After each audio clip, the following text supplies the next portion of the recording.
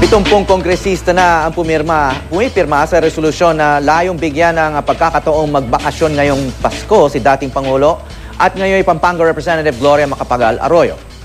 Ang Malacanang naman ipinauubaya sa korte ang usapin ng furlough para sa dating Pangulo. May news to go si Sherian Torres.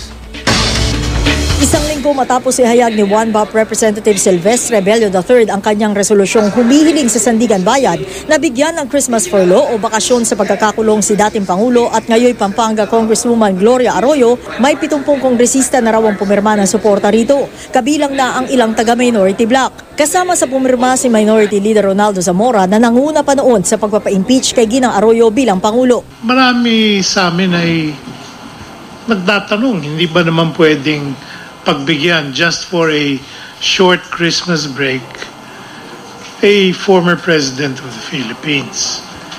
Kung masusunod si Bello, December 21, 2013 hanggang January 1, 2014 daw ang dapat na ibigay na bakasyon ng Sandigan Bayan para kay Ginang Arroyo. Nakarating na rin kay Bello ang balitang pinagbabawalan na ng PNP si dating First Gentleman Mike Arroyo na mag-overnight na sa Veterans Memorial Medical Center o VMMC kung saan naka-hospital arrest si Ginang Arroyo. I just hope na kung totoo man yan, I hope it is not a reaction to my resolution. Ang abogado ni Ginang Arroyo na si Attorney Ferdinand Topacio tinawag namang most unchristian at most unkind ang panibagong paghihigpit na ito ng PNP kay Ginang Arroyo. Panahon pa naman anya ng Kapaskuhan, pero sabi ng PNP, binago lang naman nila ang visiting hours kay Ginang Arroyo.